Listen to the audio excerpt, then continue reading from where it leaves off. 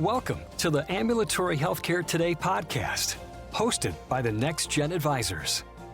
Accelerate your success with insights from a multidisciplinary team of healthcare experts as they discuss an array of topics. These timely discussions can help you better navigate the challenges of running your ambulatory care practice. Here is your host. Hello, this is Dr. Marty Lustick, Senior Vice President and Principal with NextGen Advisors. Today we're going to discuss evolving issues in contracting with payers for organizations pursuing an integrated care model for behavioral health and primary care. I'm joined today by Javier Favela, NextGen Healthcare's VP of Solutions for Behavioral Health Market Strategy. Before we get started, Javi, can you just tell us a little about yourself and your current role? Yeah, thanks, Marty. First off, welcome everybody. My name is Javier Favela, and I am the Vice President of Solutions for Behavioral Health and Integrated Care at NextGen Healthcare. I've actually been in the behavioral health and integrated care space for now well over 20 years. Most of my career, I worked for a large community mental health organization who actually evolved into becoming an integrated care provider out of Arizona. I was the Chief Financial and Operating Officer and eventually became the Interim Chief Executive Officer. After that, I moved my way into the technology space, really focused on innovation and transformation in the behavioral health care space. It was really important for me to help tilt technology and solutions to meet the needs of community-based providers. I've worked with provider organizations all over the country, focused on financial sustainability models for healthcare integration, interoperability with an emphasis on consent management for 42 CFR Part 2, which tends to be a challenge in behavioral health as it pertains to interop, and also working with organizations on clinical, financial, and operational changes that are necessary to be really relevant in the next new normal of healthcare. So very happy to join you today, Marty.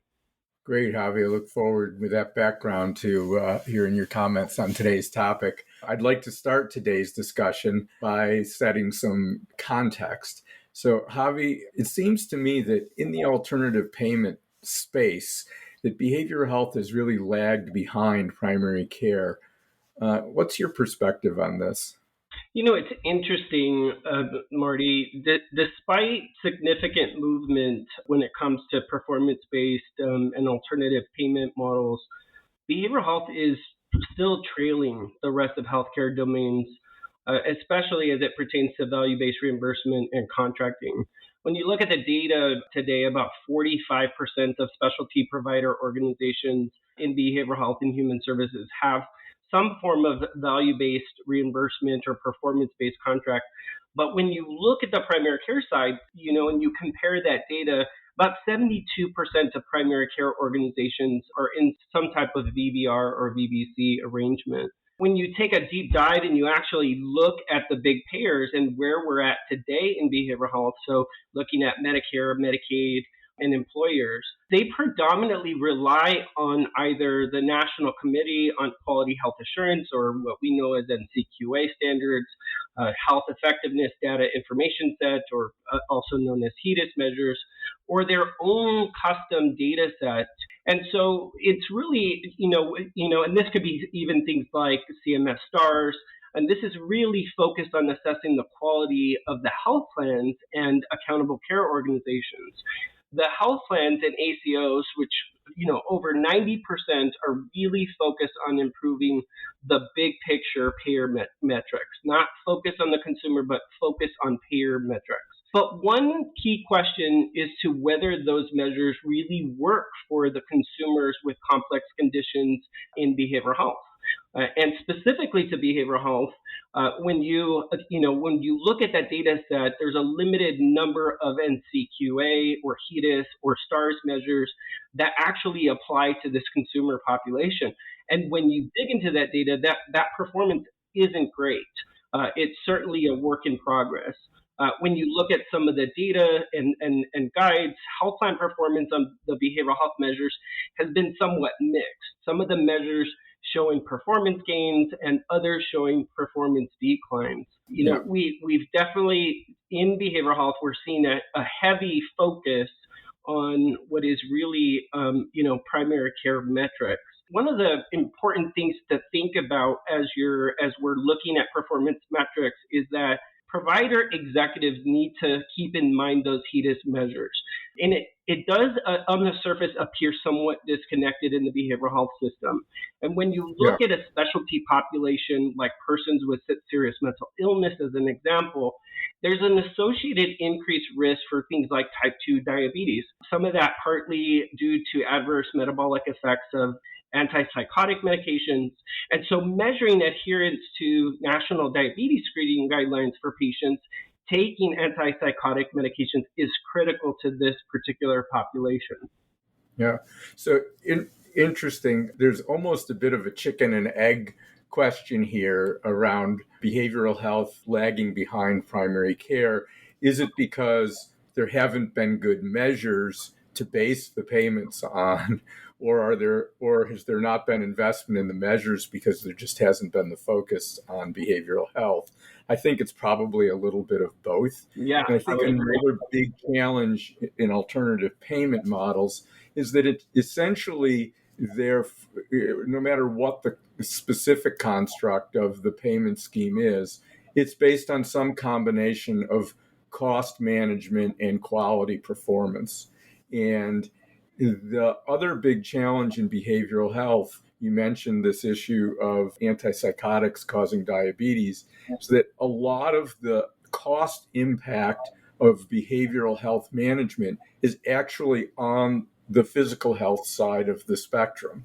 So we'll get into it more, I'm sure, some of the attribution issues, but constructing a risk model for behavioral health organizations that accounts for the impact on non-behavioral health services has been a challenge that I think payers and others are still struggling with. Yeah, I think just traditionally in the behavioral health space, organizations have been accustomed to a fee-for-service model, right? So we can certainly assign, cost units to services, but value has been somewhat difficult to actually define in this space. And I think that is one big hurdle where there's opportunity with some of the first, second, and third movers in the healthcare integration space to help shape what some of these metrics and performance-based contracts should look like. So that's a great segue, because now that we've kind of set some of the background, I'd like to get your thoughts more on sort of where we're starting to see shifts in both payment schemes and performance metrics for these providers. You did mention that behavioral health providers do have some level of performance-based pay, but from what I've seen, most of it to date has been sort of, you get extra payment if you close a gap in care. Yep. But they actually haven't had performance targets set that they had to meet, at least not until recently. So I'd like to talk a little bit more about what do you see happening more recently, both in terms of the payments and the metrics?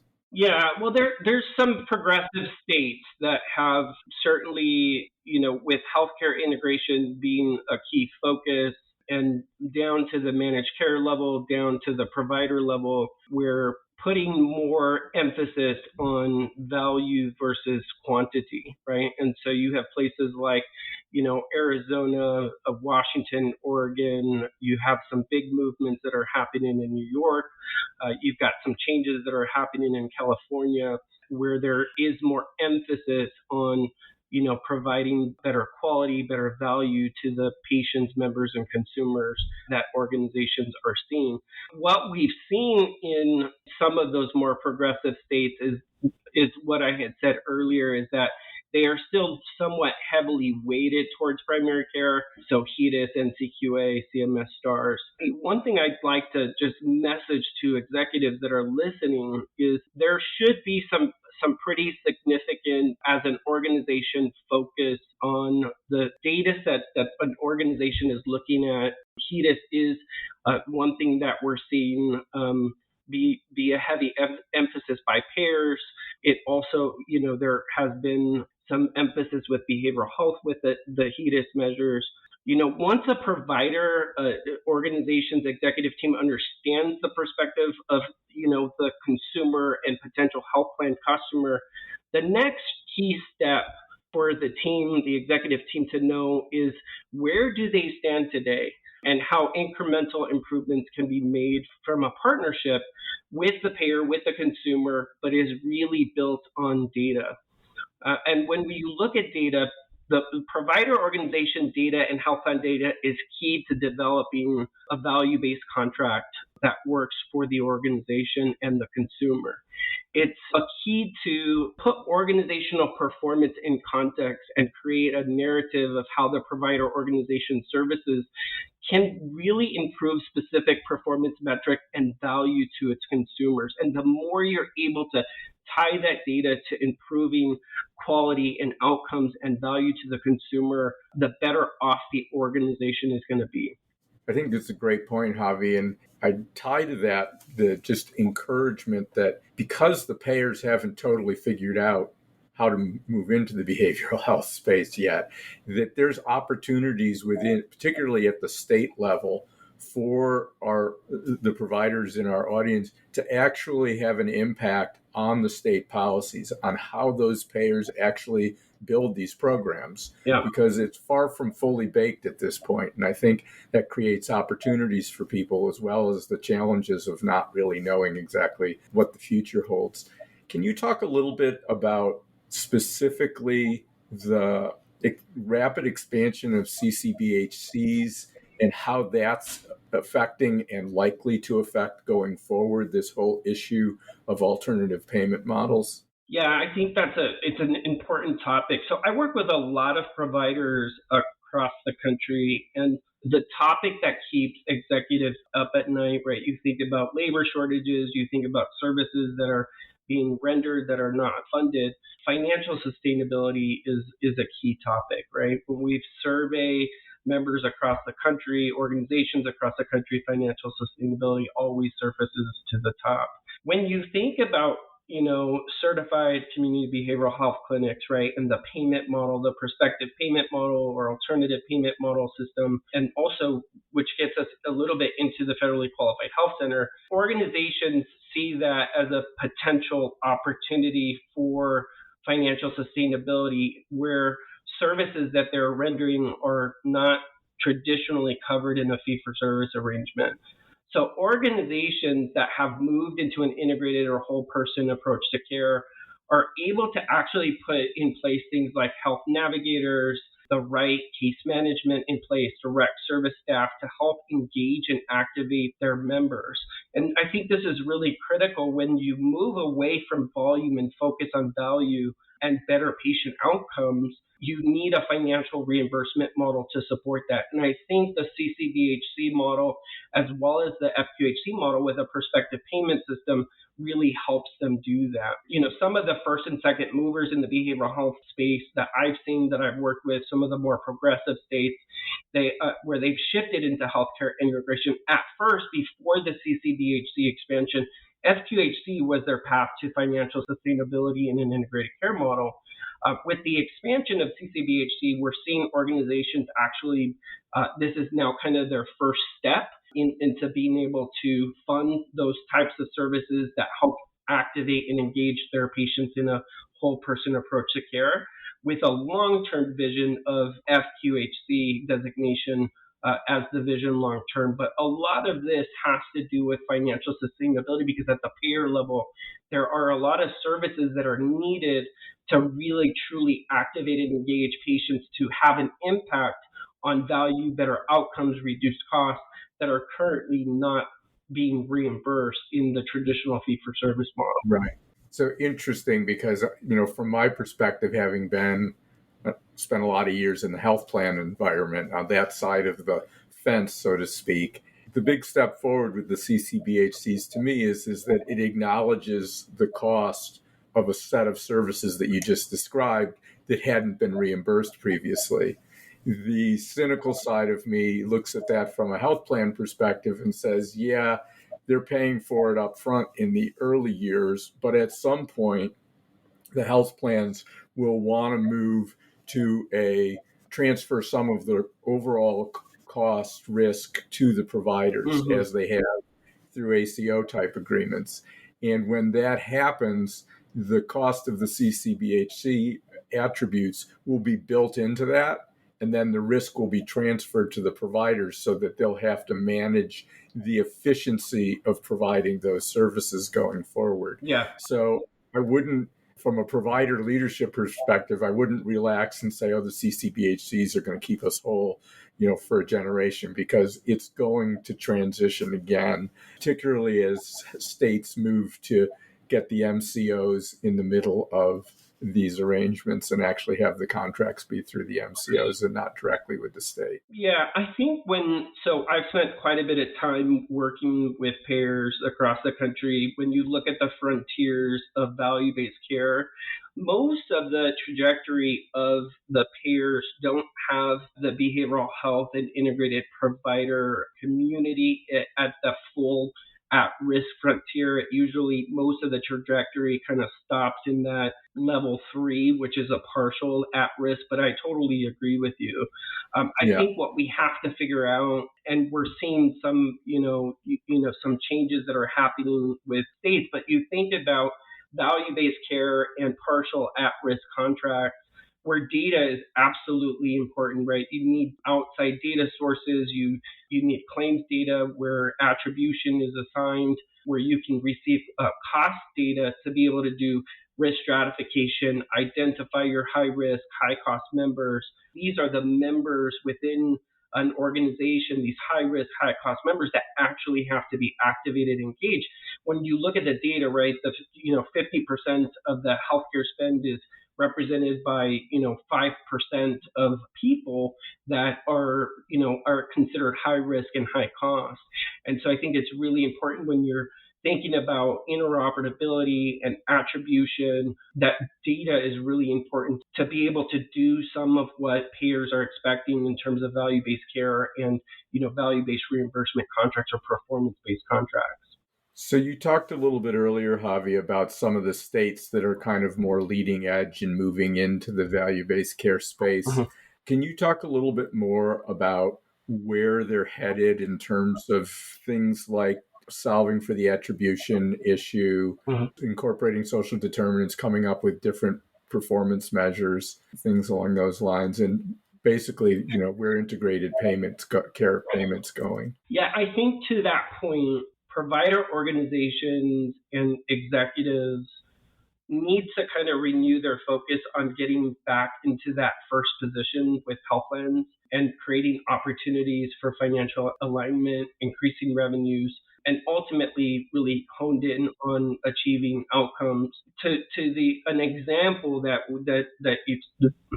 you're looking for, you can look at New York right now. There's a proposal on the table to help try to remediate or resolve member attribution, because today, right, typically the primary care provider has assigned attribution with the health plan or with the payer, is really trying to remediate that attribution issue, where the behavioral health or community-based provider also has assigned attribution.